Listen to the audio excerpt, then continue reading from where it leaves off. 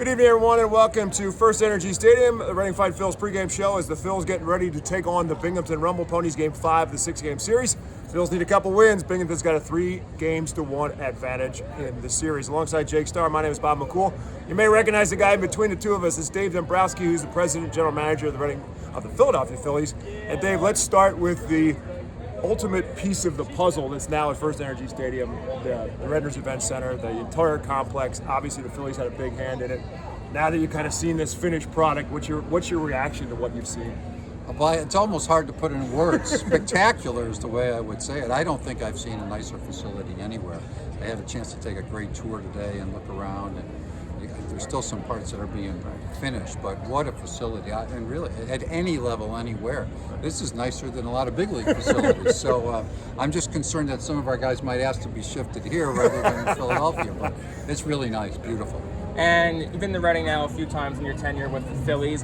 When you make these trips to minor league stadiums, anything specifically that you're really looking for when you come out to these games? Well, I like to, first of all, to say hello to people because I don't get a chance to come out very often. But get a chance, really just to watch the players play, have a chance to see them play myself. We get game reports every single day, so we always have that type of information, and watch them even on television all the time. But it's really nice to get a first-hand feel of them, get a chance to say hello to the players and, of course, the staff members, and get a chance to really just be here and be present and see the whole operation.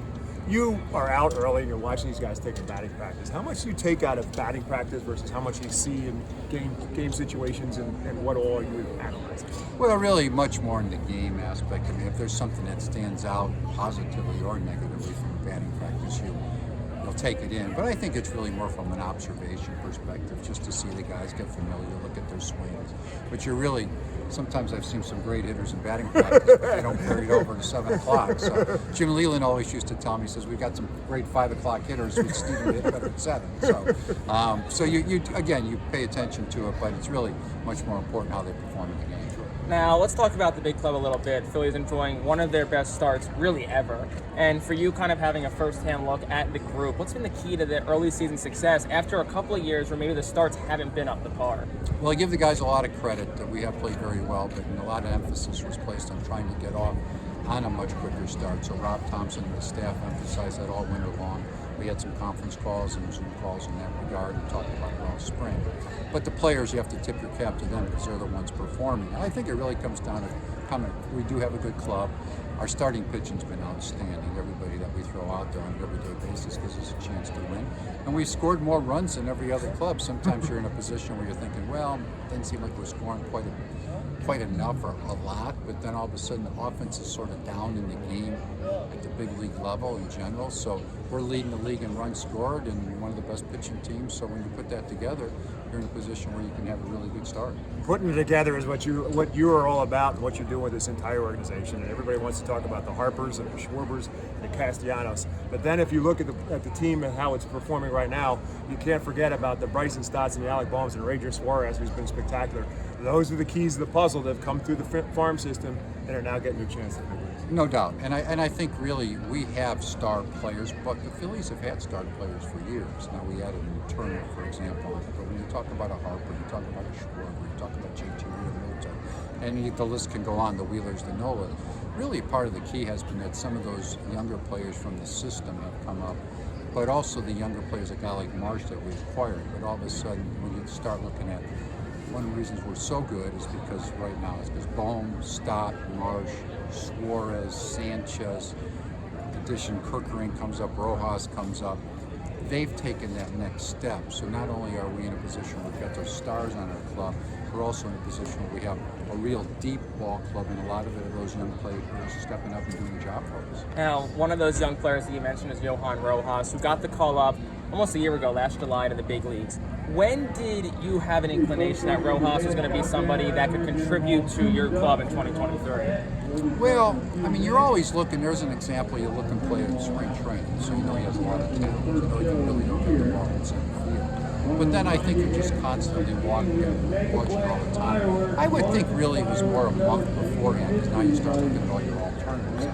Where can you requires somebody what he can do, and then you start looking at what he can bring in his offense, but also can he keep his head above the water on offense? But really, you're in a position where his defensive capabilities were so good, and we scored a lot of runs, so it wasn't like we needed somebody that was a real great offensive. But I would say, with the year that he had, which was a good one, we really started about a month before we got to the trade deadline to be in a position to say, hey, we might have the answer for ourselves to make us better right here in our own organization. Now, same question, but about Orion Kirkering, who joined you guys pretty late in the season. Well, in Kirkering's case, of course, a much different spot. But people kept talking all year long about Kirkering would be one of our better pitchers by the end of the year. So his numbers were so dominant, every level that he was. Of course, he went there every step of the way. But then I remember we had a conversation in September saying, okay, let's start talking about playoff rosters, how will it look? And it really came up from our pitching personnel and people in development saying, I guarantee you that Orion Kirkering is one of our 13 best pitchers in the organization. So he had an eye on him all year long, but he continued to perform. He didn't tire, which was important because being the first full year for him. So it was really more of a September discussion for him.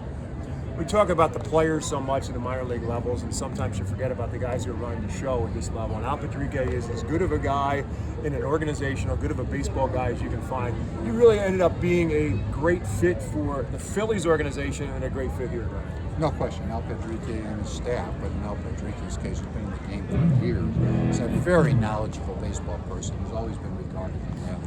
He loves it here, but he can teach the young players. He has patience. Unfortunately, we haven't had as good a year on the field. Those young players from below haven't quite reached this point. So having somebody with that demeanor that can teach and at the same point continue to develop and keep that attitude is so important. He's done a fantastic job for us. And last one for me, Dave, is that your tenure has seen a lot of success. Went to a World Series in 22.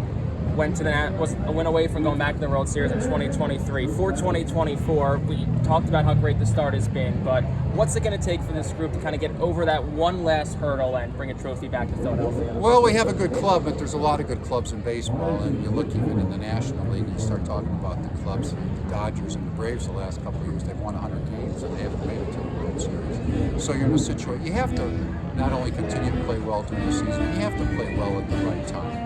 And I think we have the type of club that can do that because we have really good starting pitching that can shut down anybody, some really good dominant arms, and probably as good a core of group of players that can hit good pitching as anybody when you start talking about some of the guys.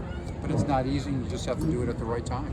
I'll give you the props that when you started to put some of these pieces together, there were some people who thought you had maybe lost your mind a little bit. There were some pieces that, why is he signing all these guys who can just sit back and hit?